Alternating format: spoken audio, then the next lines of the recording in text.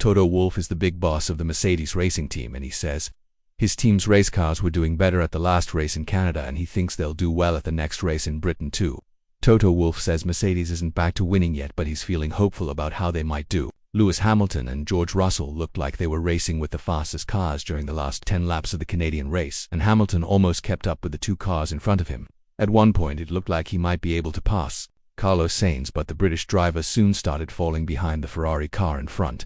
While Wolff says things were a little better, he thinks there's still lots of work to do to get his drivers racing as fast as the leaders. There has been lots of talk about how Mercedes looked stronger at the race, but a lot about how the race goes depends on qualifying, so the team told us about their recent qualifying, and let's talk about that first. Mercedes has told us why trying to do better in qualifying can make them struggle more on race day.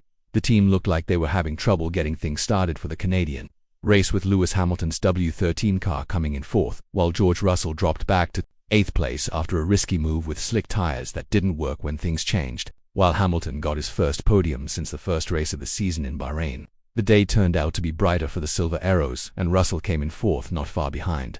Technical director Mike Elliott explained why the team's performance in the race looked so much better than on qualifying day in a race review video that the team shared with everyone after Montreal. I think it's fair to say that you're always choosing between qualifying and race performance, Elliott explains, and if you look at what's important, then race performance wins most of the time.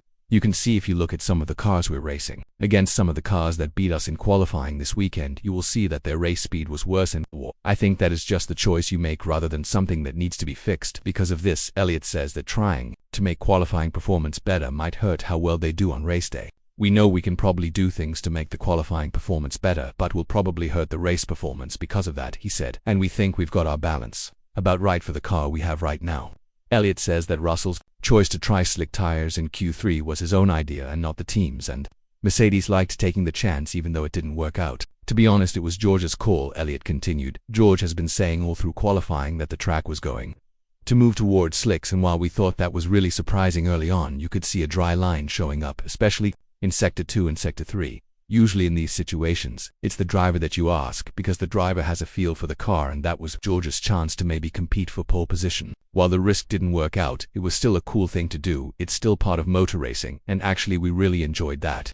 So the risk in qualifying didn't work out, but the team was able to grab lots of points on Sunday, mostly because of Perez's DNF and Leclerc's start from the back. Even though the team looked much better than previous races, do you think Mercedes will be able to fight at the front if they make their qualifying better? Let us know in the comments below.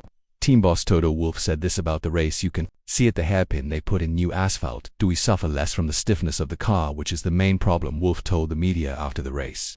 But before the safety car came out at the end, we were actually faster than Carlos Sainz and Max Verstappen. But you're picking out a few laps and saying, yeah, we're back, but I don't think that's the case. Here we just need to keep working to deal with the bouncing that has bothered them all season, and the team slightly raised the height of their car, making the W13 a little easier to handle in Canada. We just need to develop the car in a different way than we had. Wolff continued. We had it really low to the ground, but clearly that doesn't work, so I think we have a development direction. We didn't get it right in many areas, but we own the problem and we need to fix it.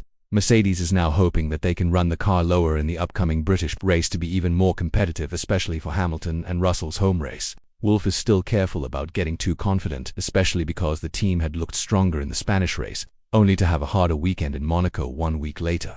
If we're able to run the car low, then we can be competitive, Wolff suggested. But after Barcelona we were cheering. We're back in the championship fight, so let's see. With that said, according to Mike Elliott, Mercedes technical director, the new parts they bring to the race at Silverstone will hopefully give them better speed. The British guy, however, also takes a realistic look at the British race and says that Mercedes is obviously behind Red Bull Racing and Ferrari in the standings.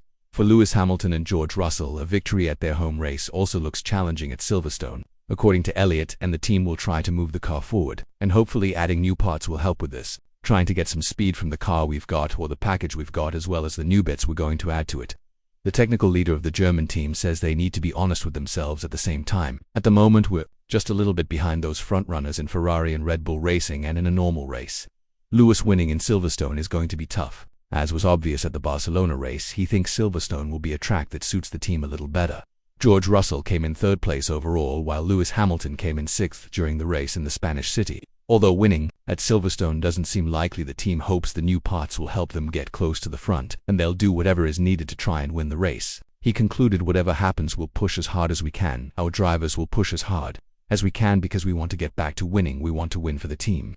We definitely want to win. We want to win for the fans. Let's see what happens. Toto Wolff is becoming more and more realistic about their chances for race wins this season, as it seems it will be tough to make the W13 a race-winning car anytime soon. Although Wolff would love to win again, it seems out of reach this year since the beginning of the turbo hybrid era in 2014. Mercedes had been involved in the race for the World Championship, but it looks unlikely that they will be this year. Speaking to the media, Toto Wolff told them that he is also thinking about this, and the German team won the World Championship between 2014 and 2020. Lewis Hamilton won the longest straw, no less than 6 times, with Nico Rosberg taking the win only once in 2016. Mercedes was trying to make things right this season after Hamilton lost to Red Bull Racing last year and Max Verstappen won the World Championship. However, Wolff was unable to create a car that his team could compete with, so the opposite was true.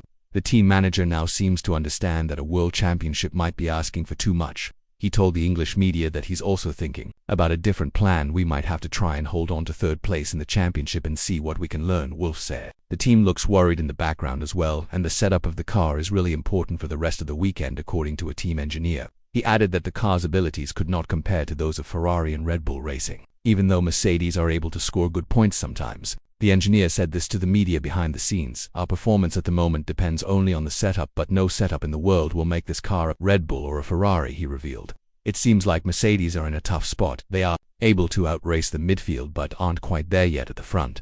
But with new updates coming for the W13 at Silverstone, they hope to close the gap once more. But they have to keep in mind that the other teams will bring updates as well, and we'll see what happens at Silverstone next week.